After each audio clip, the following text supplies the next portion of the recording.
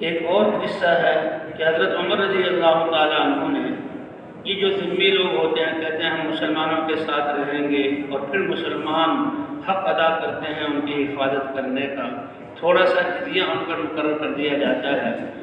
تو کسی ذمہ لوگوں پر ایک بوڑھے شخص تھے، ان پر جزیہ مقرر تھا، وہ دیا کرتے تھے، لیکن جب بوڑھے ہو گئے تو حضرت عمر رضی اللہ تعالیٰ عنہ نے ان کے ساتھ کیا معاملہ کیا کہ مسلمانوں کے بیت المال سے ان کے لیے وظیفہ مقرر کیا۔ عبداللہ بن ابی حضرت اسلمی فرماتے ہیں کہ جب ہم حضرت عمر رضی اللہ تعالیٰ عنہ کے کے ساتھ علاقوں کو فتح کرتے ہوئے دمشق کے ایک گاؤں جابیہ میں پہنچے، یہ مفتوح علاقے ہیں، یہ مقبول علاقے ہیں، لیکن مسلمانوں کا معاملہ کتنا اچھا کہ دھڑا دھڑ اسلام میں داخل ہو رہے ہیں، حالانکہ مفتوح قوم کبھی فاتح کو جہاں قبول نہیں کرتی جن سے۔ تو بہرحال جابیہ گاؤں میں پہنچے تو حضرت عمر رضی اللہ تعالیٰ عنہ نے دیکھا کہ ایک ذمی جو جزیہ دے کر ہمارے ساتھ رہ رہا ہے وہ لوگوں سے کھانا مانگ رہا ہے، اے لوگوں بھوکا ہوں مجھے کھانا دے دو۔ تو حضرت عمر رضی اللہ تعالیٰ عنہ نے کہا میری رعایا میں یہ حال کہ ایک آدمی کھانا لوگوں سے مانگے، یہ کیوں، یہ کون ہے؟ انہوں نے کہا کہ یہ ذمی ہے، کافروں میں سے تھے، جزیہ دیا کرتا تھا، اب یہ کماتے تھے اور کمائی میں سے جزیہ دیا کرتے تھے، اب یہ بوڑھا ہو گیا ہے اور کمائی سے کمزور ہو گیا ہے، اس لیے لوگوں سے مانگ رہا ہے۔ حضرت عمر رضی اللہ تعالیٰ عنہ نے کہا اچھا یہ اتنا مجبور ہو گیا کہ لوگوں سے مانگ رہا ہے، کمائی کے قابل نہیں رہا، اور پھر اس سے جزیہ لے حکم جاری کیا کہ میں نے اس بوڑھے سے جزیے کو معاف کر دیا۔ یہ حسن اخلاق، حالانکہ وہ کافر ہے، اور فرمایا کہ جب تک یہ ہمت کرنے والا تھا تم نے اس سے جزیے کا مکلف بنایا، اور جب یہ بوڑھا ہو گیا تو تم نے اس کو غیار و مددگار چھوڑ دیا کہ اپنے پیٹ کو پالنے کے لیے لوگوں سے سوال کرے، اور فوراً اس کے لیے بیت المال سے 10 درہم چاندی کے سکے اس کے لیے جو ہے وہ وظیفہ جاری کیا، اور یہ بال بچوں والا بھی تھا، وہ خوش ہو گیا۔ اور ایک روایت میں حضرت عمر رضی اللہ تعالیٰ عنہ سے روایت ہے، ان کے بارے میں روایت ہے کہ اہل ذمہ میں سے ایک بوڑھے کے پاس سے گزرے اور جو مساجد کے دروازوں پر مسلمانوں سے مانگ رہا تھا۔ حضرت عمر رونے لگے، کہنے لگے او بوڑھے میاں، ہم نے تمہارے ساتھ انصاف نہیں کیا، تم جب تک کام کرنے کی ہمت رکھتے تھے تو ہم تم سے جزیہ لیتے تھے، اور جب تم بوڑھے ہو گئے تو ہم نے تمہیں غیر یار و مددگار چھوڑ دیا۔ نہیں ہمارا دین اس کی اجازت نہیں دیتا، حالانکہ یہ کافر ہے، بیت المال سے اس کے لیے وظیفہ جاری کر دیا۔ ایک اور قصہ لکھا ہے کہ یزید بن ابی مالک فرماتے ہیں کہ مسلمان جابیہ میں پہنچے اور حضرت عمر رضی اللہ تعالیٰ عنہ بھی ساتھ تھے اس لشکر کے جو یہاں دمشق کو فتح کی۔ تو ذمی لوگوں میں سے کافروں میں سے ایک شخص آیا اور بتانے لگا کہ مسلمان اس گاؤں کو لڑ کے فتح کیا اور میرا انگوروں کا باغ ہے، اور بڑی جلدی میرے انگوروں کے باغ میں وہ گھسے اور انہوں نے میرے انگور کھانا شروع کر دیا۔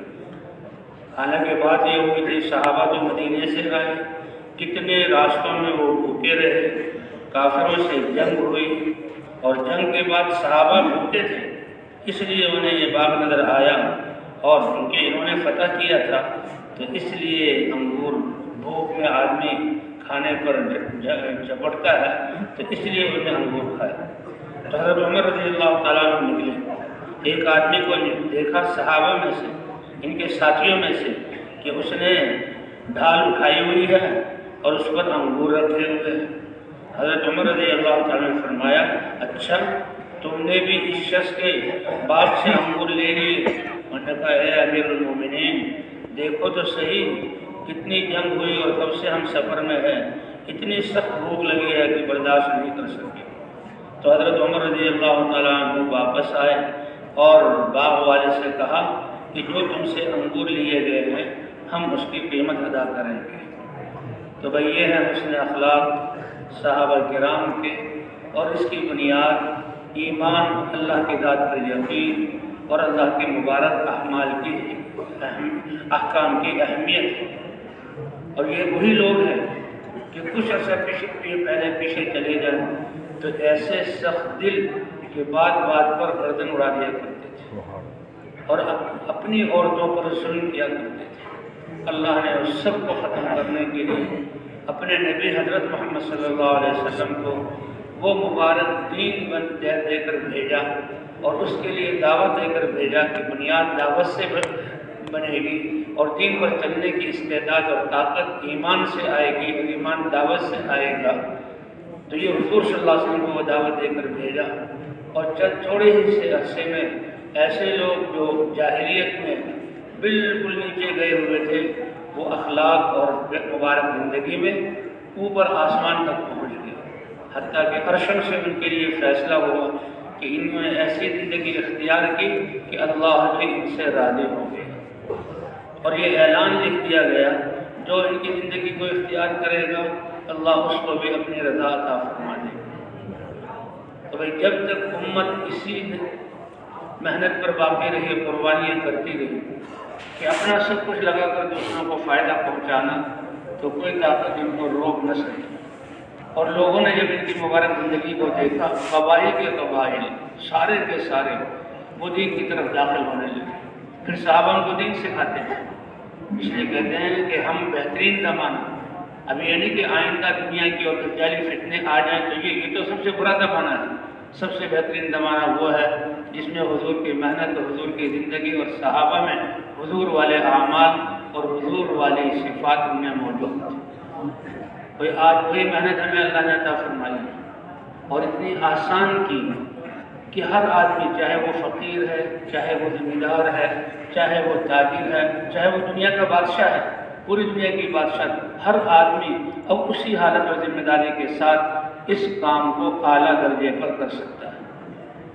اللہ کی طرف بلائے، اللہ کے دین کی دعوت دیں، آخرت کو بیان کریں اور اللہ کے اتارے ہوئے وہ علم جو آسمانوں سے اترا۔ باقی ہمارے جن کو آج ہم علوم کہتے ہیں وہ تو لوگوں کے نظریات ہیں، لوگوں کے تجربے ہیں اور وہ لوگوں کے مشاہدے ہیں۔ ہر بعد میں آنے والا پہلے کے نظریے کو جو غلط قرار دے دیتا ہے۔ کتنی تبدیلی آ گئی، یہ تو ایک دھوکہ ہے کیونکہ کرنے والے ذات نظر نہیں آتے۔ اس لیے اللہ نے جو دین اتارا ہے وہ علم جو جبرائیل علیہ السلام اللہ کی طرف سے لے کر آئے، وہ علم اس کی تلاش اور جستجو میں لگنا۔ اس لیے کہتے ہیں ہماری جان اور مال اور استعداد کا سب سے بڑا مصرف، جن تک دین نہیں پہنچا ان تک دین پہنچانا، یہ سب سے بڑا مصرف ہے کائنات میں ہماری جان اور مال کا۔ یہ چلے تین چلے کی بات نہیں کہ چلہ لگا لیے 10,000 روپیہ خرچ ہو گئے اور سال کے لیے چلے گئے اور اتنے پیسے لے گئے کہ ختم ہو گئے، نہیں۔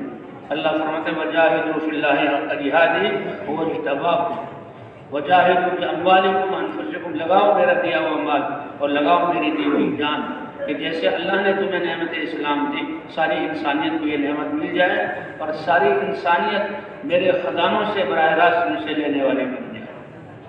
تو پہلا مصرف ہے اعلاء کلمۃ اللہ، اور دوسرا مصرف وہ علم جو آسمانوں سے اترا اس کو انسانوں تک پہنچانا، اس میں جان و مال لگانا۔ اور اس کے بعد جو ہمارے جان اور مال کا خرچ و مصرف ہے اور قیامت میں پوچھ ہوگی، یہ اللہ نے مختلف طبقات بنائے ہیں۔ کسی کو حاکم بنایا تو کروڑوں عوام اس کے محکوم ہیں، کسی کو کارخانے والا بنایا تو سینکڑوں آدمی اس کے کارخانے میں کام کرنے والے، کسی کو بڑا زمیندار بنایا تو دسیوں آدمی اس کے کھیت میں کام کرنے والے۔ یہ دنیا کا نظام چلانے کے لیے اللہ نے یہ نظام قائم کیا ہے۔ تو انہی میں جو فقراء ہیں، مساکین، پھر حالات پر یہ ہے مسکنت میں انسان پہنچ جاتا ہے، یہ بیوہ عورتیں اور جوان اور بوڑھی بیوہ عورتیں ہیں اور ان کے یتیم بچے ہیں، ان پر خرچ کرنا یہ ہمارے مال کا تیسرا مصرف ہے کہ ان پر خرچ کرو۔ اور اللہ کہتے ہیں تمہیں دینے کے لیے میں نے ان کو ایسا بنایا، ان پر صدقہ کریں۔ تو حضرت عمر رضی اللہ حضور صلی اللہ علیہ وسلم مجلس میں بیٹھے ہوئے حضور صلی اللہ علیہ وسلم نے پوچھا، اے میرے صحابہ بتاؤ تم میں سے روزہ کس نے رکھا ہے؟ ابو بکر نے کہا اے اللہ کے رسول آج میں روزے سے نکلا، روزہ رکھا ہوا تھا، میں نے گھر سے نکلا ہوں۔ عمر کہنے لگے او مجھے بھی روزہ رکھنا چاہیے تاکہ ابو بکر کے برابر تو ہو جاؤں۔ حضور صلی اللہ علیہ وسلم نے فرمایا کس نے مریض کی عیادت کی گھر سے نکلتے ہوئے؟ ابو بکر نے کہا اللہ کے رسول اللہ نے آج مجھے مریض کی عیادت کی توفیق بھی دے دی۔ حضرت عمر نے کہا یہ بھی ہمیں خیال کرنا چاہیے کہ کسی مریض کو تلاش کر کے عیادت کرے۔ کون ہے وہ کہ جس نے جنازے کے پیچھے چلا؟ یہ بھی مسلمان کا حق ہے کہ جنازے کو دیکھو جو رک جاؤ، اور اگر تمہیں اس سے کوئی ضروری کام نہیں ہے اس کے پیچھے چلو، اور جب تک وہ کندھوں سے نیچے نہ رکھ دیا جائے ساتھ رکھو، اور جب نیچے رکھ دیا جائے پھر اپنے کام کے لیے جاؤ۔ کون تم میں سے جنازے کے پیچھے گیا؟ یا رسول اللہ نے آج مجھے اس بات کا بھی جو ہے توفیق دے دی۔ اور کہا تم میں سے کون ہے جس نے فقیر پر صدقہ کیا؟ یا رسول اللہ میں نے۔ حضرت عمر نے کہا بھائی مجھے بھی اس کا خیال کرنا چاہیے، اور اللہ کے رسول نے خوشخبری دی کہ جس مسلمان کے ایک دن میں یہ 4 اعمال جمع ہو گئے اللہ جنت اس کے لیے واجب کر دے گا۔ اس کے بعد ہے بقدر ضرورت اپنے اوپر خرچ کرنا، بقدر ضرورت۔ ان تینوں مشرفوں میں لگا کر اپنے اوپر بقدر ضرورت، اور اگر اسراف کیا تو قیامت میں پکڑ ہوگی، اور فرمایا اسراف کرنے والے اللہ تعالیٰ ان سے محبت نہیں کرتے۔ تو اس لیے بھائی اللہ نے یہ موقع دیا ہے، ان چیزوں میں اپنی جان و مال کو لگانا بھی کوشش کریں گے انشاءاللہ۔ اور اس کا تعلق ایمان سے ہے۔ اگر مال پہ یقین ہوگا پھر تو یہی ہوگا جو ہو رہا ہے، اور اللہ کی ذات پر یقین ہوگا، اور اللہ سے رہنے کا طریقہ اللہ کا دین ہے، پھر انسان لگائے گا۔ اس لیے بھائی اس محنت کو کرنا اور اپنے جو ہے ترتیب زندگی کو بدلنا۔ اب صحابہ کرام کے قصے سے یہی کہ مدینہ منورہ میں جب دراہم، سونا، چاندی، ہیرے، جواہرات، ریشمی کپڑے، بادشاہوں کا سامان اللہ نے ان کے قدموں میں ڈالا، تو کتنی دفعہ حضرت ابو عمر نے چھت کے نیچے آنے نہیں دیا، وہیں سے یتیموں میں اور شہداء کے نشروں میں تقسیم کر دیا۔ تو اس لیے اللہ نے یہ محنت عطا فرمائی ہے۔ اب اس محنت کو اپنی جان اور مال اور استعداد کو اس کے لیے بہت بڑا میدان ہے۔ حضور کے اور صحابہ کے زمانے میں تو آبادی بہت کم تھی، اور تو مسلمان ہیں جو اللہ کے رسول کو مانتے ہیں، ان کو کتنا آسان ہے لانا، اور 5 ارب انسانیت وہ ہے جو جہالت والی زندگی گزار کر دنیا میں بھی پریشان اور جہنم کا ایندھن بن رہے ہیں۔ تو اس کے لیے حقیقی ندامت اور حقیقی ہمارے اندر رنج اور افسوس کہ کتنی دنیا ناکامی کی طرف جاتی ہے۔ تو وہی کریں گے محنت انشاءاللہ۔ یہ مزے سے آسانی کے ساتھ یہ کرنے والا کام نہیں ہے، یہ تو رونے دھونے والا اور اللہ سے رو کر منانے والا کام ہے۔ اے اللہ اب تو ہدایت عام کر ہی دے، اے اللہ تیرے نبی کی پیاری امت اور اس کے یہ حالت۔ تو اس لیے بھائی وقت کو محفوظ رکھنا، اعمال میں گزارنا، اور مسجد میں رہنا اور طاعت کے ساتھ رہنا، اب راتوں کو اٹھ کر اللہ سے مانگنا اور رونا، اس سے یہ مسائل حل ہوں گے۔ جہاں جا رہے ہیں وہاں ان اعمال کو قائم کریں۔ ہر مسجد میں وہی اعمال ہو جو حضور کے زمانے میں مسجد نبوی میں تھے، حتیٰ کہ ہمارے گھروں میں بھی وہی اعمال۔ کھانا پینا تو ایک وقتی ضرورت ہے تھوڑی سی، وہ تو قدر ضرورت، تو بھائی کوشش کریں گے انشاءاللہ۔ اس لیے آگے بڑھنے کی کوشش کریں قربانیوں اور صفات میں، اور ہر مسلمان کو اس عمل والا بنائیں۔ اللہ کا وعدہ ہے کہ ہم پھر ہدایت کو عام کر دیں گے۔ تو بھائی اللہ ہمارے نکلنے کو قبول فرمائے۔ سبحانک اللہم و بحمدک، نشہد ان لا الہ الا انت، نستغفرک و نتوب الیک۔ رب اغفر وارحم وانت خیر الراحمین۔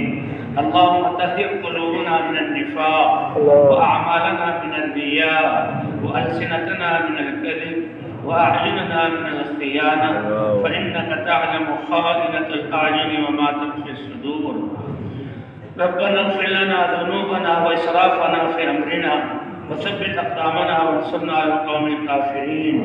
اللهم اهد ضالنا واشف مرضانا وأد ديوننا واقض حاجاتنا وألف بين قلوبنا وأصلح ذات بيننا واستر عوراتنا وآمن روعاتنا۔ ربنا اغفر لنا ولوالدينا ولجميع المؤمنين والمؤمنات والمسلمين والمسلمات الأحياء منهم والأموات، إنك سميع مجيب الدعوات۔ وصلى الله على النبي الكريم وعلى آله وصحبه أجمعين برحمتك يا أرحم الراحمين۔